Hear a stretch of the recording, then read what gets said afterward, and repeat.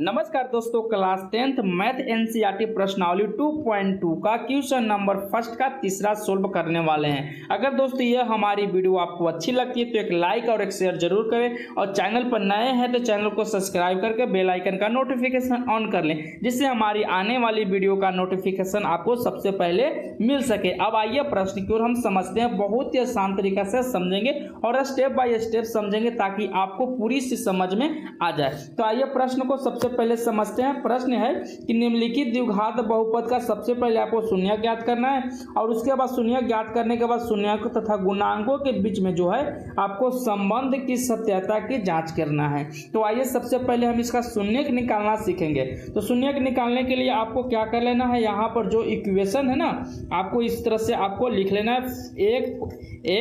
6x² minus आपको यहाँ पर लिखना है 6x² 7x माइनस 3 बराबर आपका 0 हो गया।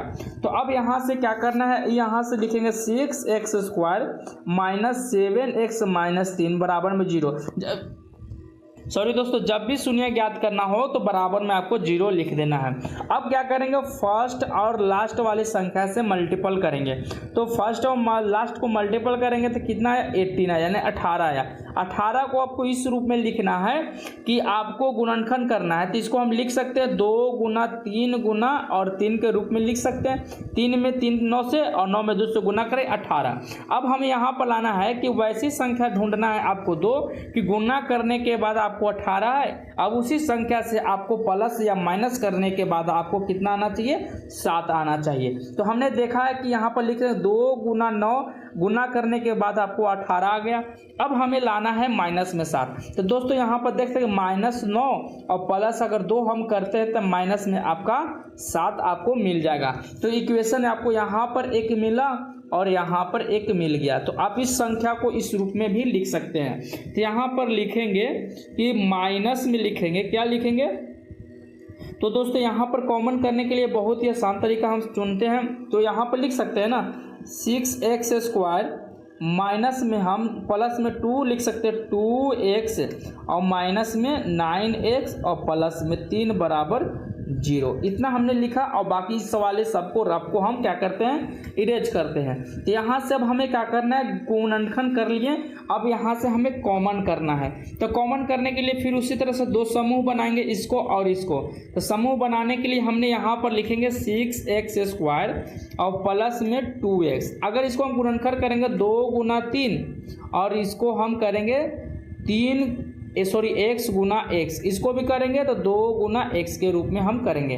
तो देख रहे हैं कि इसमें भी 2 है और इसमें 2 है और इसमें भी x है और इसमें x। तो हम यहाँ से कॉमन कर सकते हैं 2x। अगर दोस्तों यहाँ पर हमने 2x को कॉमन कर लिया तो 2 के टेबल में 6 कितना बार में, 3 बार में 2x था, x बाहर के लिए 1x बच गया आपका। यहाँ पर प्लस था, प्लस देंगे। तो दोस्तों 2x कॉमन कर लिए तो यहाँ पर क्या संख्या बचा, आपका 1 बचेगा। अगर दोस्तों जितना भी संख्या रहेंगे आप वहाँ से कोई एक जगह से स्थान दूसरी जगह कर देंगे तो वहाँ पर उसका वैल्यू 1 रहेगा। अब इसमें से भी हम कॉमन इसी तरह से कर लेंगे। यहाँ से हम कॉमन करेंगे, आपको यहाँ पर -3 कॉमन कर लेना है तो 3x हो जाएगा और प्लस माइनस में 1 हो जाएगा। तो यहाँ पर प्लस में 1 होगा। सॉरी दोस्तों, यहाँ पर हमने प्रश्न को थोड़ा गलत कर लिया, आप यहाँ पर माइनस कर लीजिएगा। यहाँ पर माइनस है तो यहाँ पर क्या होगा, प्लस होगा। बराबर में हमने 0 को इस तरह से किया। बाकी सभी को रफ वाले को हम इरेज कर लेते हैं। आई होप यहाँ तक आपको पूरे समझ में आ गया हो।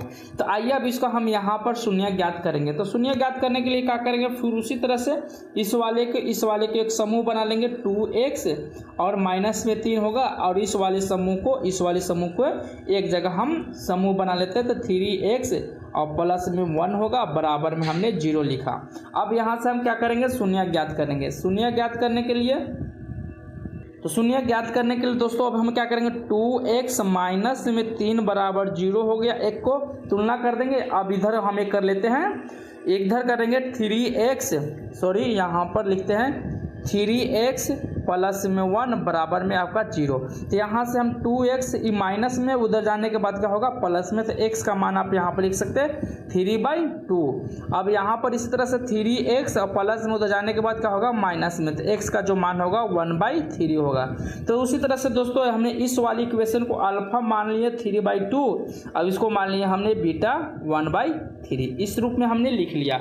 आइए अब इसको हमें क्या करना है, शून्यकों के जो हो गया शून्य ज्ञात करिए, अब गुणांकों के बीच में संबंध ज्ञात करना है। तो आइए सबसे पहले हम संबंध ज्ञात करने के लिए हमें दो चीज़ की जानकारी होनी चाहिए। क्या होना चाहिए, सबसे पहले हमें गुणनखंड का जो शून्यक है उसको ज्ञात है। अब हमें फार्मूला जो होता है अल्फा प्लस बीटा का फार्मूला याद होना चाहिए। अब उसमें हमें ए और बी की निकालना होता है। सबसे पहले लिखेंगे अब हमने लिखा, अब लिखने के बाद हम यहाँ से निकालेंगे ए और बी और सी। तो ए और बी सी कहाँ से निकालेंगे आप यहाँ पर देख सकते हैं।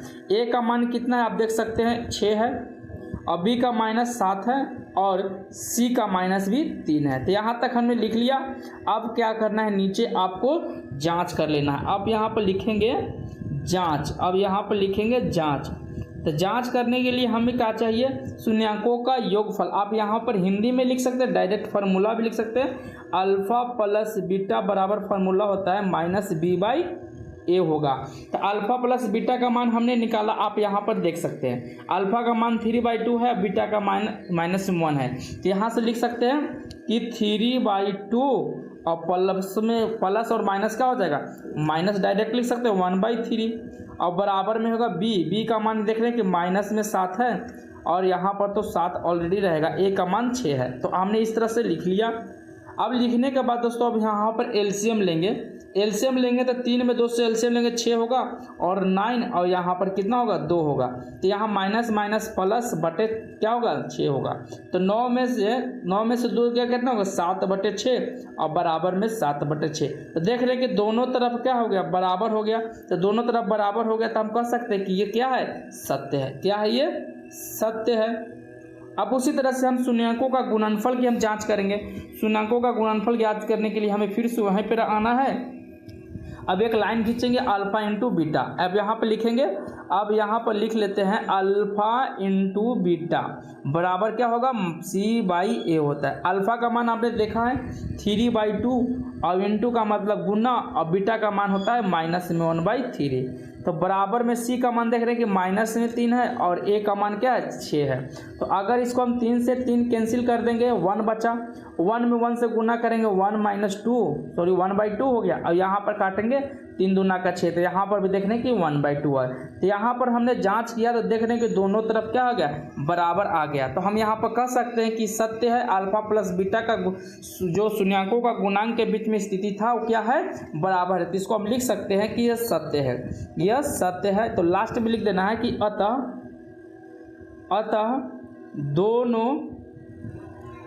दोनों स्थितियों में समान है। दोनों स्थितियों में क्या है आपका समान है। तो दोस्तों ये था एक्सरसाइज 2.2 का क्वेश्चन नंबर फर्स्ट का तीसरा, और बहुत ही आसान तरीका से हमने समझा है इस वीडियो में। अगर दोस्तों वीडियो आपको पसंद आई है तो एक लाइक और एक शेयर जरूर करें, और चैनल पर नए हैं तो दोस्तों चैनल को सब्सक्राइब करना नहीं भूलें। आपका एक सब्सक्राइब हमारे लिए बहुत ही उपयोगी है। तो मिलते हैं अगले वीडियो में, तब तक जय हिंद जय भारत। अगली वीडियो में इसी एक्सरसाइज का 1 का 4 हम सोल्व करने वाले हैं।